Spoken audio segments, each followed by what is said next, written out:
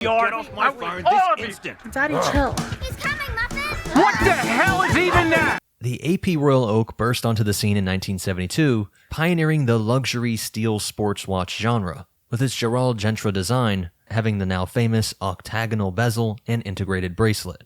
Its success, despite debuting as the priciest steel watch at the time, spurred a broader 1970s trend for sleek, integrated bracelet timepieces, and that look is having a great resurgence now.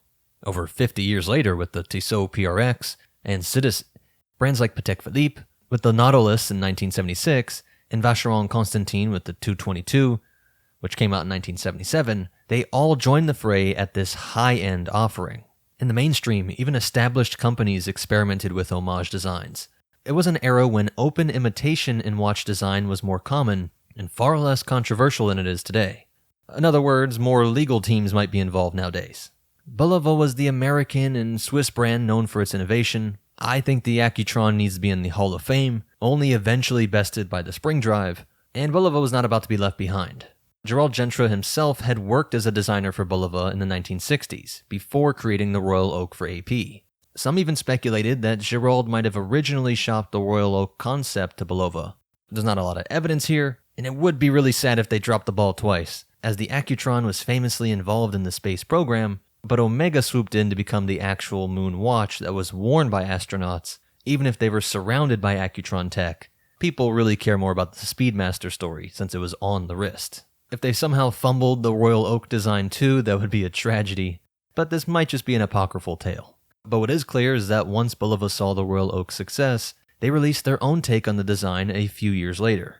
Bulova's came out in the late 70s, around 76 to 79, and was produced up until 1982. Of course, they never officially named them Royal Oak, but that's the nickname it picked up among collectors. Several references were offered. You might see Ref 4423902, and there's other close siblings with a range of configurations. Some are just pure stainless steel. There's two tones, some with just a gold bezel, some with the gold bezel and gold parts and the links of the bracelet, and even fully gold-plated models. Dial colors varied from black, silverish white to gold tones, and they offered both automatic and quartz versions, reflecting the era's quartz crisis, when quartz technology was overtaking mechanical watches. This mix of movements made the series really accessible. Those preferring traditional mechanical watches could opt for the automatic, while others who saw quartz as the cutting edge and wanted that accuracy, there was something for them too. And they're about 35 to 36 millimeters in diameter, roughly the same as the mid-1970s Royal Oak so-called medium models. Has that clean geometric shape, defined by the flat octagonal bezel, and the brushed top surface and polished chamfers, with an integrated case and that lug architecture that flows seamlessly into the bracelet, with the bezel being held by 8 exposed screw heads. Though on Bulova's versions, these are actually just for looks. They're small round decorative pins, not functional screws, sitting flush into the bezel. With AP, this is what's actually holding the bezel in place, going through the case.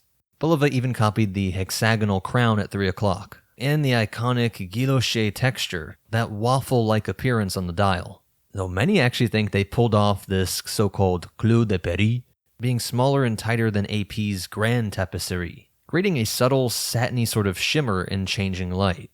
The silver-white hue was often described as an ivory sort of patina, with simple applied batten hour markers, with black lacquer accents on some dials for contrast, and polished stick hands that keep the aesthetic minimalistic. You get the iconic tuning fork emblem at the 12 o'clock. Though that logo comes from the tuning fork of the Accutron, there is no version of this with an Accutron movement. And I love a date window, which you get at 3 o'clock. With the bracelet, even the gold-looking ones are just gold-plated, with a folding deployment clasp, emblazoned with Bulova's tuning fork logo. But the bracelet's finishing is described to be very similar to AP's, nicely catching the light, and feels very comfortable. And so as for its cultural impact, when it was first introduced, Bulova's unabashed copy of the Royal Oak raised some eyebrows, and there's still some debate on it today. Some purists really don't like the idea of this near clone of AP's design, saying it's just an expensive fake, riding on the success of the Royal Oak, but some also see this as a really interesting moment in time of watch history. The fact that Genta had worked with Bulova does make it more interesting. Many see it as a love letter from Bulova to the respected designer, an homage not just to the Royal Oak, but an appreciation of its creator, who was crucial in helping the Swiss markets recover from the quartz crisis. And many like Seiko who initiated that crisis would also work with Gerald Genta and have their own Royal Oak inspired pieces, even if nothing comes as close as this Bulova model. And it is more affordable, but still it is rather expensive. To get nice, actually working models, you're going to pay anywhere from $1,500 to $4,000 US. The AP Royal Oak will be an order of magnitude more than that, and the person mugging you will likely chop off your arm before they actually even notice that little tuning fork logo, so the risk is about the same. And again, amongst collectors, it's kind of split. Is this just a silly copy, or is it a neat historical piece? No matter what, I guess you could say it's definitely a conversation piece. If you want to pick one up yourself, eBay probably has the most offerings. If it gets up above 2K, it should be in the authenticity program. Though to be fair, I don't think there's that much risk of these being faked. You can also check out Analog Shift, Craft and Tailored, and Belmont watches. The Collector's Corner had some. The cheapest you can get are those quartz versions, sometimes even under 1K. But the automatic models are a bit more, really hovering closer to 2K. Having box and papers and being in great condition, and the full gold-plated ones are the most expensive, getting up towards 4K.